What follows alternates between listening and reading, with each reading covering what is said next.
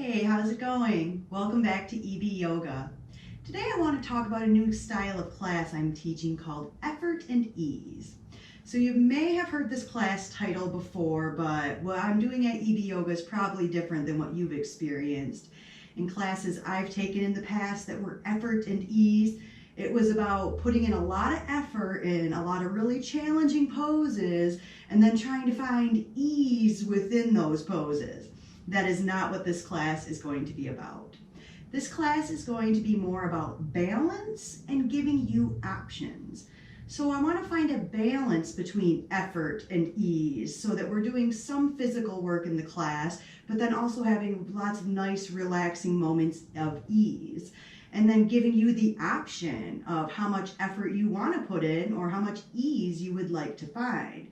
So every pose isn't exactly the same for everybody. We're going to have lots of different options on how we do poses and even where we do the poses. By now you've probably heard me mention my teacher Alex Crow, and this new class style I've created is based on what I've been learning as I've been studying with her for the last 2 years. So as I mentioned, using different positions to explore poses. So it might be standing or kneeling, it might be lying down, it might be lying down on props like a bolster or some blocks, or it might be using the wall for some support in some of these poses. So a lot of what we'll be doing will be exploration, where I'll give you time to explore poses and movements in your body. So there is no right or wrong way, because I want you to find what feels good. As a teacher, I am definitely guilty in the past of saying things like, listen to your body and do what feels good for you. But put your hands here and your feet here and your arms like this and your legs this way. And it's not giving people the freedom to really explore what does feel good in their body. Speaking for myself personally and the chronic lower back pain I have, it's something I never really paid attention to in yoga poses. For example, Warrior Two and Triangle. Once I started paying attention to my lower back and not just focusing on my legs and my hands and my feet and where they were, but once I started listening to my lower back in those poses, I was like, holy crap, these poses don't feel good on my lower back, and why am I doing them then?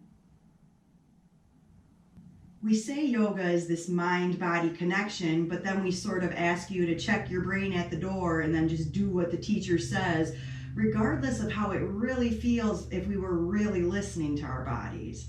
So I hope with this new class that I give you some time and space to be able to explore those things for yourself and really find out what does feel good and what feels not so good. Let's take a look at plank as an example of a pose and see what sort of different positions we can do plank in and how we can use different props to support us in different variations of plank. So if you'd like to join me, get ready to do some planks and have a bolster and a couple blocks handy. So typically we do a plank something like this. And if you want to join me, go right ahead and then check in. How does this feel in your arms? Do you feel the muscles in your arms working? Do you feel any pain in your wrists, elbows, or your shoulder joints? How about your legs? Do you feel the muscles in your legs working? Do you feel any pain in your toes, your ankles, your knees? How about your lower back? How about your hips and your pelvis? Do you feel the muscles of your core and your trunk stabilizing you, or do you feel any pain at all anywhere? Take a moment to check in with your body.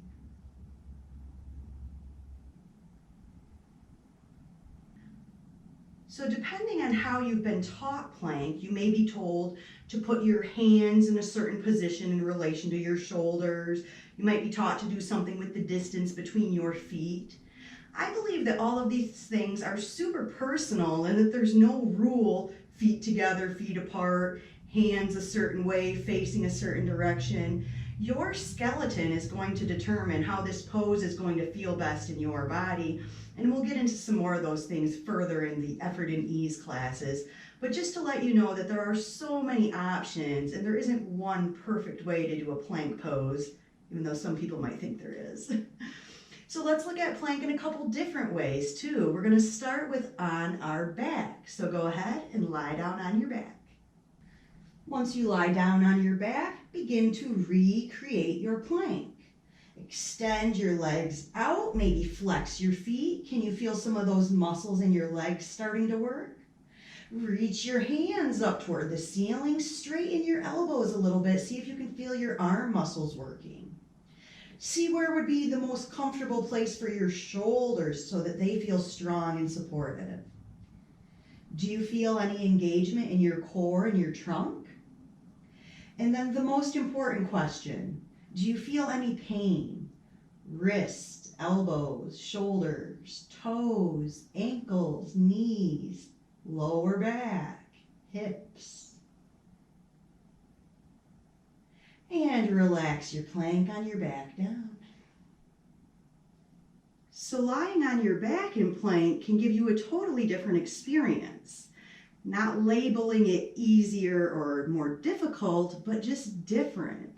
And if you have any pain in any of your joints by putting your whole body weight on yourself in a traditional plank, then maybe something like plank on your back would help you build up strength and stability in your muscles without putting that extra pressure on your joints. So another option there. We're going to do one more plank lying down on our back. This time, if you have your bolster and 2 blocks, grab those. For this next plank on our back, you're going to want your whole body supported. So I actually sit my butt right on the end of my bolster, gently lie down. And so here's where you might need a couple blocks depending on how long your bolster is so that your head isn't just hanging there. And then let's see if we can find a plank now supported by our bolster. So you can see we're going to have to float some of our body up. So again, we're going to want to do those check-ins that we're using our muscles and that we're not hurting our joints. And I'll get back to that in a second. Let's start with our arms. Reach your arms up, straighten out your elbows. Can you feel the muscles in your arms starting to work? Maybe a little adjustment with your shoulder so that your shoulder joint feels stable and feels like some of those muscles are working too. Then one leg at a time. Send your leg out, flex your foot, activate the leg muscles so it's like a plank leg. Notice if this creates any sensation in your lower back. Go ahead and add the second plank leg. So if you were looking at me, you might have just seen my back change there. I'm going to drop my feet down. For myself personally, I mentioned my chronic lower back pain. I can't do 2 plank legs out like this. It makes my back arch and a lot of those muscles seize up and it's painful. It's not good, so I don't do it. So I want you to really listen to your body. So go ahead and check in with your own self. How do those legs feel? What if you bent one leg and rooted it to the ground? Could you keep the other leg extended in a strong plank leg then? So that might be an option for you. That's typically what I do. It's important to remember that in these poses, there are so many options and it's up to you to listen to your body. As I just mentioned, for myself and the back pain I get on the bolster, but I don't get that when I'm lying flat on the ground. So sometimes if I have to make a choice for myself in class and we're doing stuff up on the bolster, I might scoot over and do my stuff on the ground and hop back up on the bolster for a different pose that might not hurt my back. So please listen to your body. And I have one more plank I'd like to show you. This time, if you want to head over to some wall space, this is going to be standing up plank. Once you're over at the wall, we want to recreate some of those things we've done in the typical plank and then the planks lying down. So we can start with our arms. Reach your arms out, activate your arm muscles, feel your shoulders working, and then step so that your hands are at the wall. And then what do we do with our feet? See if you can activate your legs, feel the leg muscles working. So we can do a simple plank at the wall, or we can get a little more challenging perhaps if we start to back our feet up and slide our hands down the wall a little bit. This also starts to increase the stretch in the ankles and the back of my calves, so that might not be capable for everybody depending on the flexibility you have in your ankles. So then we can do some other options here if we wanted to get really creative, like let's make this into a side plank. Side plank at the wall. So see, there's a lot of different options we can use, and you don't have to think of plank as just your typical top of a push-up position. We can find a way to make that work for everybody, regardless of what you have going on with your joints or any injuries or anything like that. We can even do plank in a chair. I know. And then maybe ask yourself, why are we doing plank? What benefit are we getting from plank? Some people think that they're getting a certain benefit from a yoga pose when it's usually kind of twisted and not correct. But then it's also, can we get that benefit elsewhere? So if you think you're getting this great arm strengthener in plank, can we find that same sort of challenge at the wall? Or even just by holding our arms straight up above us, that becomes worked. Go ahead and try to hold your arms up, or if you're lying on your back like that, just for like a minute, and the arms start to get tired. So we don't have to be putting all this body weight and all this pressure on our joints to get some of these benefits.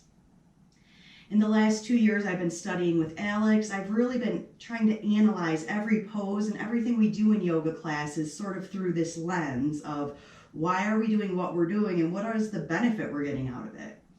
And the number one thing I'm looking at is the range of motion these poses are asking us to do.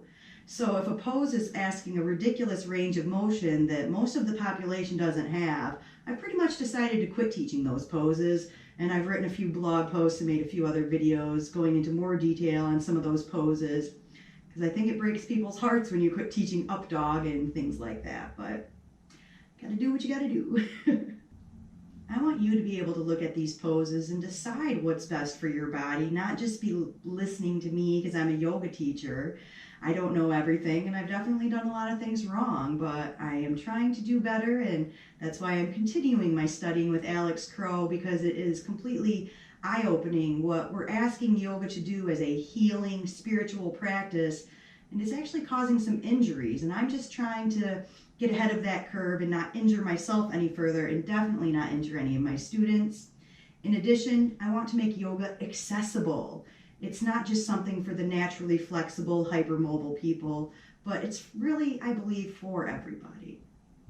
So can you look at a pose that maybe we did yesterday or last week, and can you approach it today with a fresh set of eyes, with a brand new body?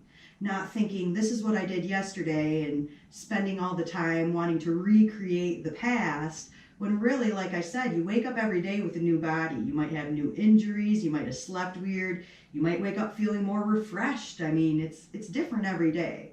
So we really should give our bodies the chance to explore our yoga practice every day and not just keep repeating what we've always done. So the effort and ease classes that I teach will vary greatly too. Some of the classes will have sun salutations in them, or maybe just half sun salutations. Some of them will have no sun salutations at all, and we'll spend most of class lying down. So I'll try to give good class descriptions so you know what to expect when you're selecting your effort and ease class. Ultimately, I want you to have an experience here in the present moment, and to be okay with that without trying to change it. Not trying to make it what it was in the past or what you really want to force it to be in the future. My favorite saying, it is what it is. So I hope you'll enjoy this new category of effort and ease classes at EB Yoga, and I hope to see you again soon. Namaste.